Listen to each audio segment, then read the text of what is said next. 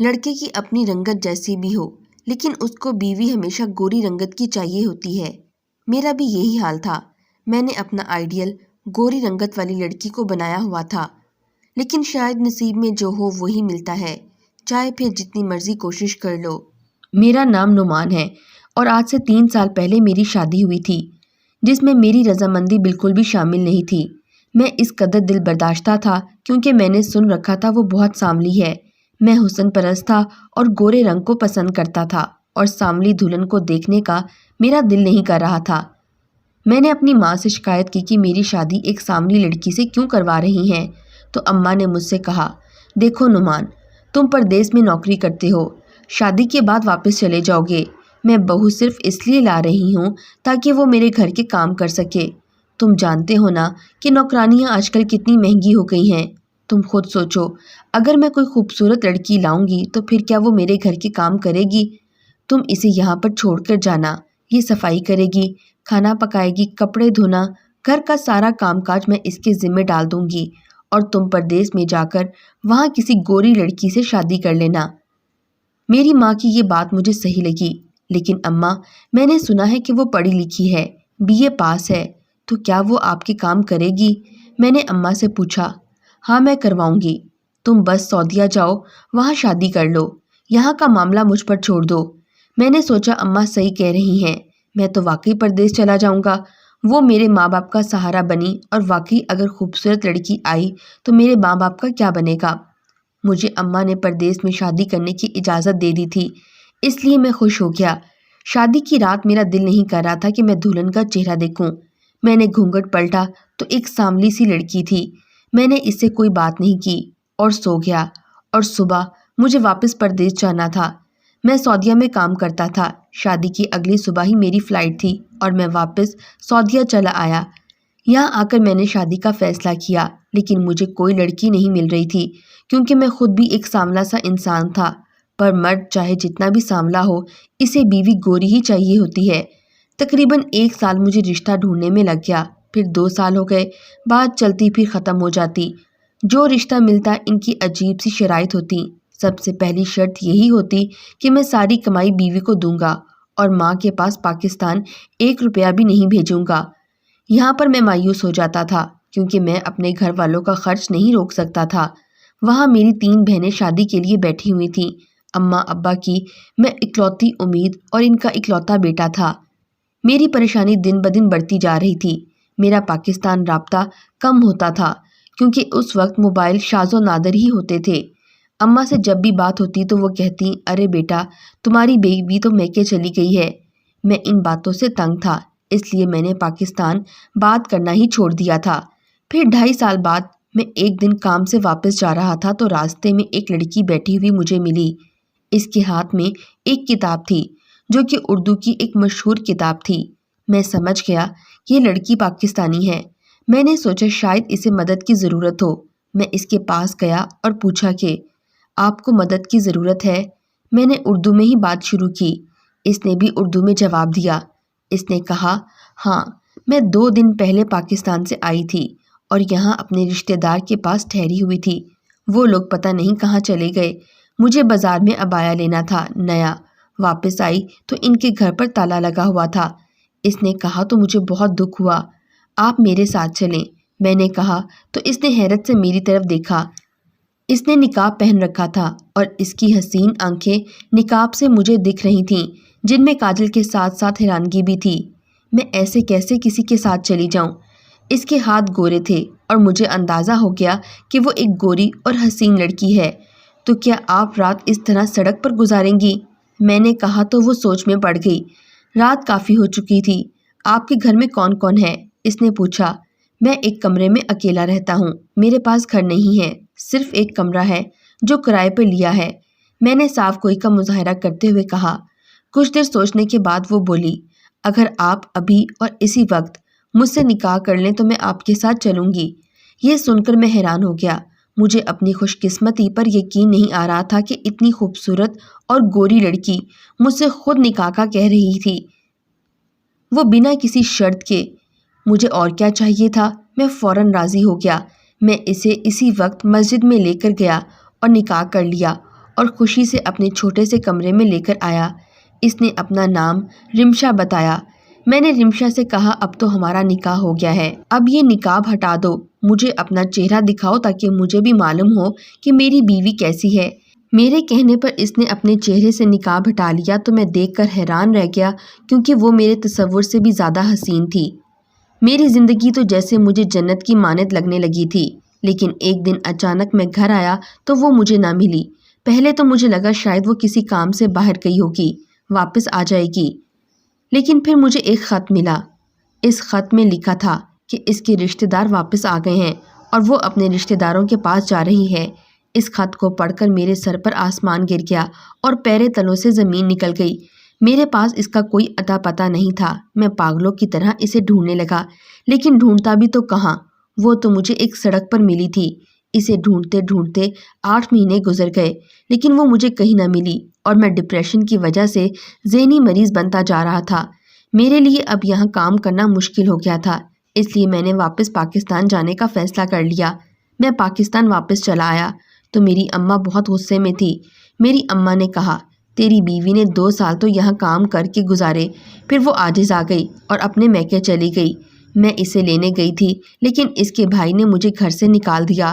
تم جا کر اسے لے آؤ، گھر کا کام کون کرے گا؟ جب سے وہ گئی ہے کام کر کر کے میری تینوں بیٹیوں کی حالت بگڑ گئی ہے، جا اسے لے کر آ۔ میں اسے لینے کے لیے گیا، لیکن اس کے بھائی نے مجھے ملنے نہیں دیا۔ میں نے خوب ہنگامہ کیا، مجھے میری بیوی چاہیے۔ بالآخر ان لوگوں نے میری بیوی میرے حوالے کر دی اور میں اسے لے کر گھر آ گیا۔ اس وقت میں نے غور نہیں کیا، لیکن جیسے ہی میں گھر میں داخل ہوا تو میری بیوی کو دیکھ کر میری اماں کی چیخ نکل گئی۔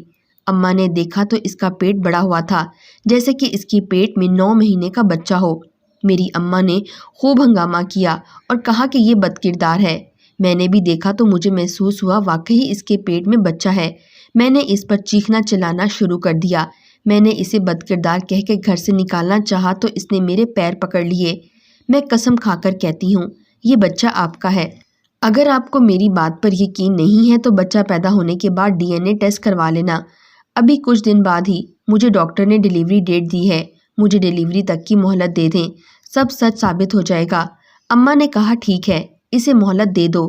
میں نے اماں سے کہا ماں ایسے کیسے ہو سکتا ہے، میں تو 3 سال سے سعودیہ میں رہ رہا ہوں، پھر یہ بچہ کیسے ہو گیا؟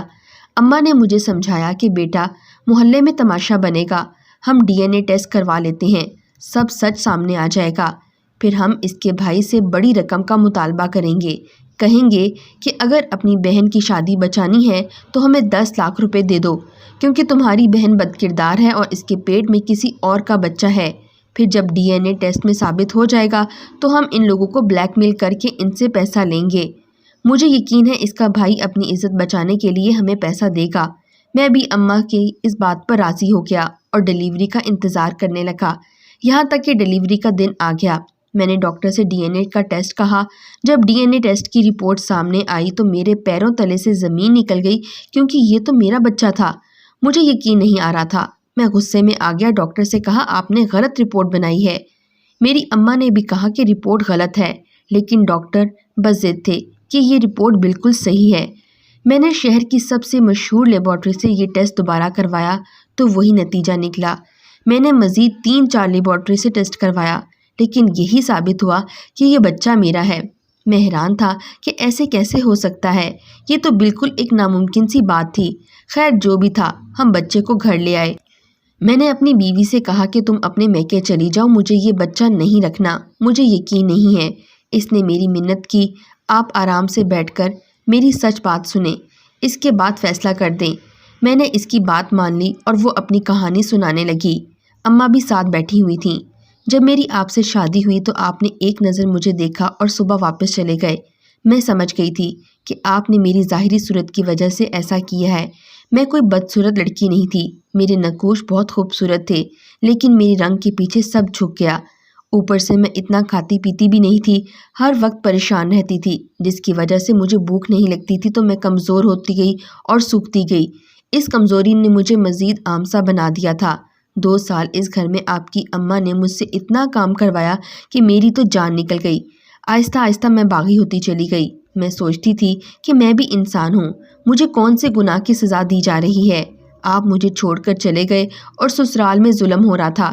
میرے بھائی نے یہاں آ کر کافی مرتبہ یہ بات کہی کہ اس کے ساتھ انصاف نہیں ہو رہا، لیکن آپ کی اماں نے ان کی بے عزتی کر کے انہیں گھر سے نکال دیا۔ وہ دوبارہ نہیں آئے۔ بھائی مجھے بار بار کہتے تھے کہ طلاق لے لو، میں تمہاری دوسری جگہ شادی کرواؤں گا، لیکن میرا دل گوارا نہیں کرتا تھا۔ میرے میکے میں میرا بھائی اور بھابھی رہتے تھے۔ ایک دن میں میکے گئی تو وہاں سعودیہ سے میری ایک دور کی خالہ زاد آئی ہوئی تھی۔ ان کا نام فریہ تھا۔ انہوں نے میری حالت دیکھی تو مجھے پہچان نہیں پائیں۔ مجھے کہا کہ رمشا تم وہی لڑکی ہو جسے میں نے آج سے 10 سال پہلے دیکھا تھا۔ یقین ہی نہیں آ رہا کہ تم ایسی ہو گئی ہو۔ آخر تمہیں ہوا کیا ہے؟ میں نے انہیں اپنے سارے حالات بتائے۔ پھر فریہ نے ایک ترکیب سوچی اور مجھے کہا کہ وہ مجھے سعودیہ لے جائے گی اور آپ سے ملوائے گی اور میں سسرال چھوڑ دوں گی۔ میں نے انہیں کہا ایسے کیسے ہو سکتا ہے؟ انہیں تو میری شکل دیکھنا بھی گوارا نہیں۔ اب وہ مجھے کیسے قبول کر لیں گے؟ فریہ نے کہا یہ بات تم مجھ پر چھوڑ دو، بس جیسا کہتی ہوں ویسا کرو۔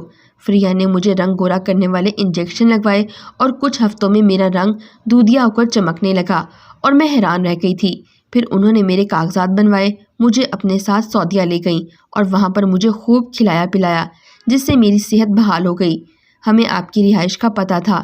ایک دن آپ وہاں سے گزر رہے تھے تو فریہ نے مجھے کہا کہ تم یہاں پر بیٹھ جاؤ، اس کا دھیان تمہاری طرف چلا جائے گا، اور پھر ایسا ہی ہوا۔ آپ کا دھیان میری طرف چلا گیا اور میرے رنگ اور میری صحت کے بدلاؤ کی وجہ سے آپ مجھے پہچان نہیں پائے۔ آپ نے تو مجھے دیکھا ہی نہیں تھا۔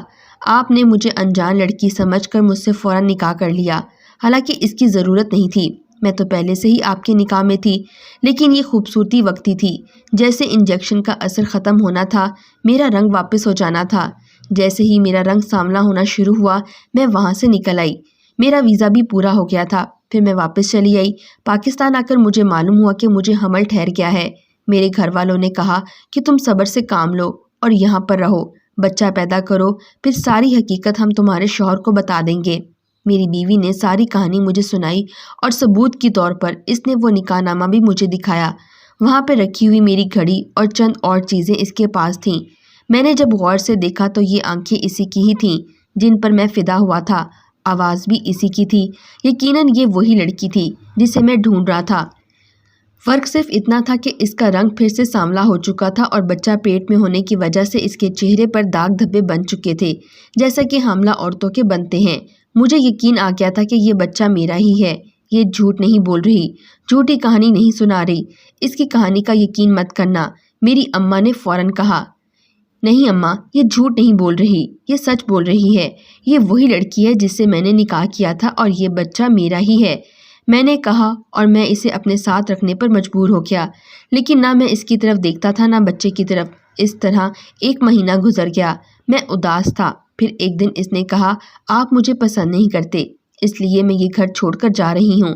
بچہ آپ کا ہے اور آپ کے پاس ہی رہے گا۔ یہ کہہ کر وہ گھر چھوڑ کر چلی گئی اور مجھے کوئی فرق نہیں پڑا۔ سارا دن بچہ روتا رہا۔ مجھے عجیب سا محسوس ہونے لگا کیونکہ میری ماں بہنوں میں سے کسی نے بھی بچے کو ہاتھ نہیں لگایا، یہاں تک کہ رات ہو گئی اور بچہ بھوکا پڑا رہا۔ میں سونے کے لیے گیا، لیٹا، لیکن بچے کی رونے کی آواز سن کر میں بے چین ہو رہا تھا۔ مجھے نیند نہیں آ رہی تھی۔ میں اس کی آواز کو نظر انداز کرنے کی پوری کوشش کر رہا تھا لیکن نہیں کر پایا۔ بالآخر میں اٹھا، کمرے میں گیا تو بھوک کی وجہ سے میرے بچے کی حالت بری تھی۔ میں نے اسے اٹھایا لیکن میں اسے کیا کھلاتا؟ اس کی ماں چلی گئی تھی۔ جیسے ہی میں نے اسے اپنی گود میں اٹھایا مجھے ایک عجیب سا احساس ہونے لگا، کوئی اس دنیا میں میرا اپنا بھی ہے، لیکن میں اس کی وجہ سے پریشان تھا کہ وہ بھوکا تھا۔ اسی وقت اسے ڈاکٹر کے پاس لے گیا اور کہا کہ ڈاکٹر صاحب اس کے لیے کچھ تجویز کریں، تو ڈاکٹر نے ڈبے والا دودھ مجھے لے کر دے دیا۔ میں فوراً دودھ لے کر گھر آیا، فیڈر میں دودھ بنا کر اسے پلایا تو اسے آرام آ گیا۔ میں نے اسے اپنے ساتھ سلا دیا۔ وہ رات میں بار بار جاگتا رہا اور میں اس کے لیے دودھ بناتا رہا اور اسے پلاتا رہا۔ ایک رات اپنے بچے کے ساتھ گزارنے کے بعد مجھے لگ رہا تھا کہ میری زندگی میں کوئی آ گیا ہے، میرے جینے کا کوئی مقصد ہے، ورنہ میں تو دوسروں کے لیے جی رہا تھا، اب تک گھر والوں کے لیے صرف پیسہ کمانے والی مشین بنا ہوا تھا۔ چند ہی دن اپنے بچے کے ساتھ گزارنے کے بعد مجھے اپنے بچے سے بے حد محبت ہو گئی تھی۔ میں خود کو اس سے محبت کرنے سے روک نہیں پایا تھا کیونکہ وہ میری ہی اولاد تھی۔ مجھے احساس ہوا بچے کو ماں کی ضرورت ہے۔ میں رمشا کے میکے اسے لینے کے لیے گیا لیکن وہ نہیں آئی۔ اگلی بار جب میں گیا تو بچے کو اپنی گود میں اٹھا کر گیا اور اس سے کہا، میرے لیے نہیں آؤ گی تو اس کے لیے آ جاؤ، ہمارا بچہ ہے، ہم دونوں مل کر اسے پالیں گے۔ میری بات سن کر رمشا کی آنکھ میں آنسو آ گئے۔ اس نے بچے کو فوراً اپنے سینے سے لگا لیا۔ اس نے اپنا سامان اٹھایا اور میرے ساتھ چلی آئی۔ آج مجھے لگ رہا تھا کہ میرا گھر مکمل ہو گیا ہے۔ میں نے اپنا بستر واپس اپنے کمرے میں لگا لیا جہاں میری بیوی اور میرا بچہ سوتے تھے، کیونکہ میں اپنے بچے کے بغیر نہیں رہ سکتا تھا۔ ان دونوں کو اپنے کمرے میں دیکھ کر مجھے اتنی خوشی ہو رہی تھی کہ میں لفظوں میں بیان نہیں کر سکتا تھا۔ مجھے افسوس ہونے لگا اپنی ماں کی باتوں میں آ کر میں اتنے خوبصورت احساس سے دور رہا۔ آج یہ احساس مجھے اس قدر حسین لگ رہا تھا۔ میری اور رمشا کے مابین کوئی بات نہیں ہوئی تھی، ہم بس بچے کے متعلق باتیں کرتے رہتے تھے۔ میں اپنے بچے پر حیران تھا۔ پھر مجھے احساس ہوا کہ دوسروں کی باتوں میں آ کر میں نے رمشا کے ساتھ بہت ناانصافی کی ہے۔ میں نے سوچ لیا میں اپنے کیے کی رمشا سے معافی مانگوں گا، حالانکہ میں نے جو کیا وہ معافی کے قابل نہیں تھا۔ رمشا مجھے معاف کر دو، میں نے تمہارے ساتھ بہت برا سلوک کیا۔ آج مجھے احساس ہو گیا ہے تم بہت اچھی لڑکی ہو۔ مجھے محبت بھی ہوئی تھی تو تم سے ہی ہوئی تھی، اور اب پھر سے تم سے محبت ہونے لگی ہے۔ تم نے جو کچھ بھی کیا اپنا حق حاصل کرنے کے لیے کیا۔ مجھے تم سے کوئی گلہ نہیں، میں معافی کے قابل نہیں ہوں، لیکن پھر بھی تم سے معافی مانگ رہا ہوں، مجھے معاف کر دو۔ میں نے رمشا کے سامنے ہاتھ باندھ کر اس سے معافی مانگی تو اس کی آنکھیں بھر آئیں۔ اس نے مجھے فوراً معاف کر دیا۔ میں تم سے وعدہ کرتا ہوں آج کے بعد تمہیں کوئی دکھ نہیں دوں گا اور تمہارا بہت خیال رکھوں گا۔ میری یہ بات سن کر وہ خوشی سے سرشار ہو گئی۔ میں نے اس سے وعدہ کیا میں تمہیں الگ گھر میں رکھوں گا، مگر اس نے انکار کر دیا۔ نہیں، مجھے الگ گھر نہیں چاہیے، میں یہاں پر خوش ہوں۔ مجھے آپ کی محبت چاہیے تھی، مجھے مل گئی۔ مجھے گھر کی خواہش نہیں ہے، میرا گھر یہی ہے، اور ماں باپ سے بیٹے کو جدا کر کے مجھے کوئی خوشی نہیں ملنے والی۔ میں ایسی نہیں ہوں۔ رمشا نے یہ بات کہی تو اس کی یہ بات دروازے کی چوکھٹ پر کھڑی میری اماں نے بھی سن لی۔ اماں کی آنکھ بھر آئی اور وہ کمرے میں آئی۔ رمشا سے اپنے کیے کی معافی مانگی۔ بیٹا مجھے معاف کر دو، میں نے تمہارے ساتھ بہت برا سلوک کیا، لیکن آج بھی تم ہمیں چھوڑ کر جانے کو تیار نہیں ہو، حالانکہ آج تمہیں اس کا اختیار تھا۔ آج کے بعد تم میری بہو نہیں، میری بیٹی ہو، میری اماں نے رمشا کو گلے لگاتے ہوئے کہا۔ اس وقت مجھے لگا میری دنیا واقعی آج مکمل ہو گئی ہے۔ کتنی عجیب بات ہے کہ صرف ایک گورے رنگ کو بنیاد بنا کر میں نے جس لڑکی کے ساتھ برا سلوک کیا، آج میرا گھر اسی لڑکی نے مکمل کر دیا۔ یہ گورا رنگ اور خوبصورتی تو 4 دن کی چاندنی ہے جو وقت کے ساتھ ڈھل جاتی ہے، لیکن اصل چیز انسان کی سیرت ہے جو کبھی مان نہیں پڑتی۔